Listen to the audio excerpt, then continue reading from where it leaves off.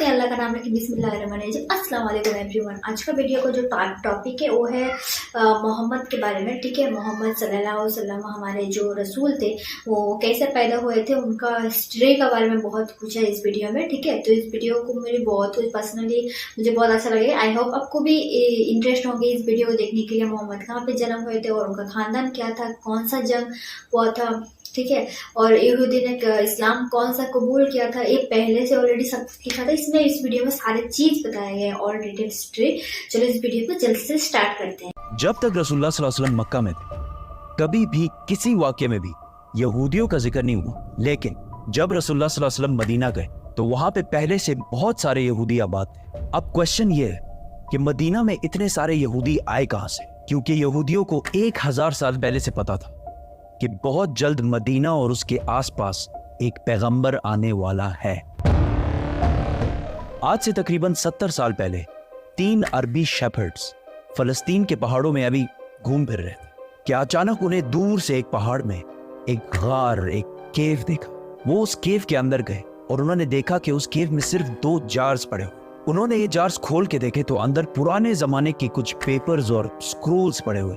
उन्होंने सोचा पता नहीं कोई चीज होगी बस, तो उन्होंने बाजार जाकर थोड़े पैसों के बदले इनको बेच दिया। वहां से स्क्रोल्स किसी तरह अमेरिका के एक साइंटिस्ट के हाथ लगे, जिसको डायरेक्ट पता लग गया कि ये यहूदियों की आसमानी किताब तौरात है, लेकिन ये किसी अजीब से स्टाइल से लिखी हुई और आज के जमाने के सारे तौरात से मुख्तलिफ थी।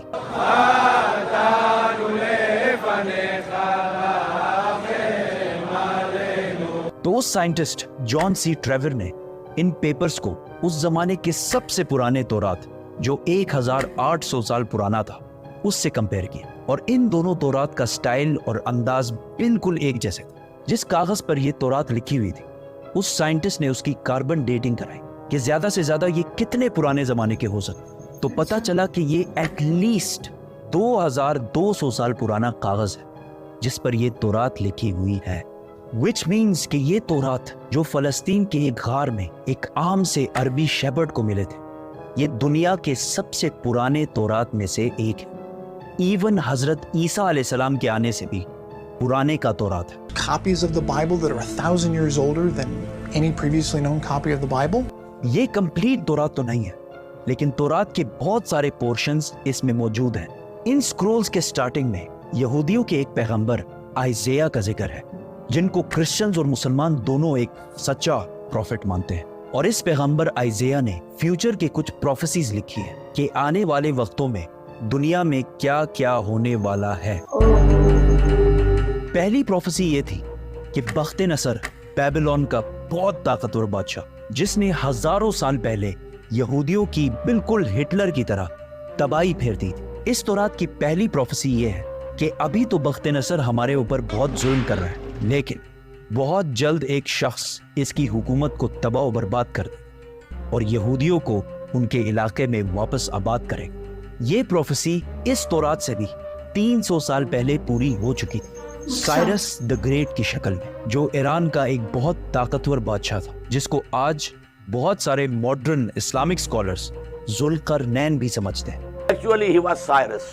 He was the king of Persia. ये भी एक बहुत इंटरेस्टिंग स्टोरी है, तो सब्सक्राइब। इस तौरात की दूसरी प्रोफेसी की वजह से यहूदी मदीना में आबाद थे। इस दुनिया के सबसे पुराने तौरात प्रोफेसी कुछ ऐसे है, देखो मेरा गुलाम जिसे मैं कायम रखता हूं, मैं अपनी रूह को इसमें डालूंगा और वो दुनिया में इंसाफ कायम करेगा, और जब तक वो जमीन पे इंसाफ कायम ना कर ले वो पीछे नहीं हटेगा और ना उसे कोई कुचल सकेगा, और मैं बुतों को अपनी तारीफ छीनने नहीं दूंगा।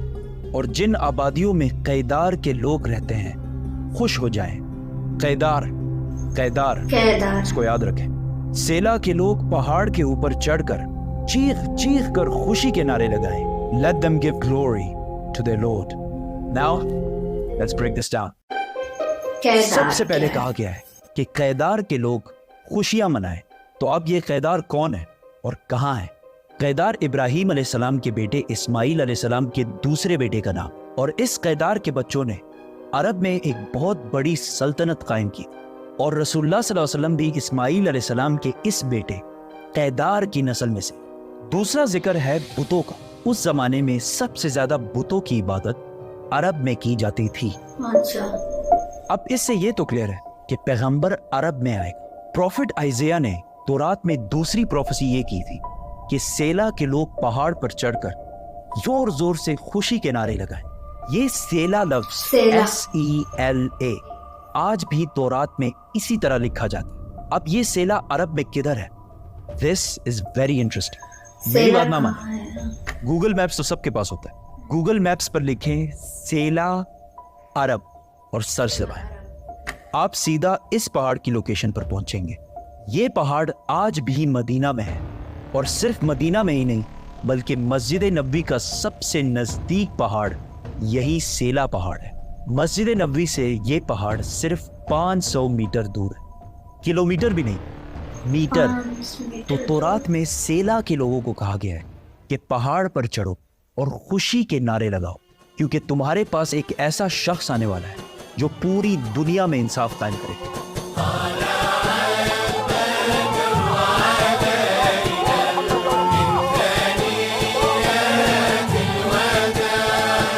और ये सब कुछ तौरात में यहूदियों को पहले ही बता दिया था। यहूदियों को इस बात का पूरा अंदाजा था कि बहुत जल्द मदीना में एक पैगंबर आने वाला है। तो आहिस्ता आहिस्ता बहुत सारे यहूदी फलस्तीन से मदीना और इसके आसपास शिफ्ट होना शुरू हुए कि काश हम उस पैगंबर से मिल सकें। और एक दफा तो यहूदी और रोमन एम्पायर की लड़ाई के बाद बहुत सारे यहूदी मदीना और इसके गिर्द जमा होना शुरू हुए, और खैबर को, जो मदीना के सबसे करीब सिटी समझी जाती थी, उसको अपना हेडक्वार्टर बनाया।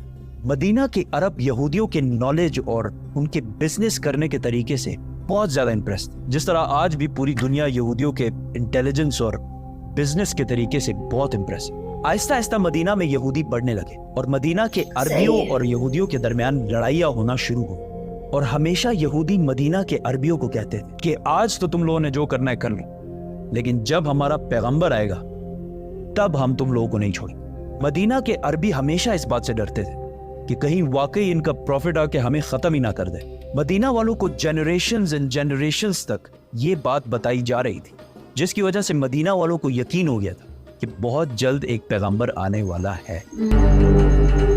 इस सब के दरमियान अचानक एक दिन मक्का से एक आदमी मदीना आया जिसका नाम था मसअब बिन उमैर, और उन्होंने मदीना के लोगों को इस्लाम की दावत दी और बताया कि मक्का में एक अरबी पैगंबर आया है जिसकी बात कोई भी मक्का में नहीं माना। ये सुनकर मदीना वाले हैरान हो गए कि एक अरबी बोलने वाला पैगंबर, हो सकता है ये वही पैगंबर है जिससे यहूदी हमें बार बार डराते रहते।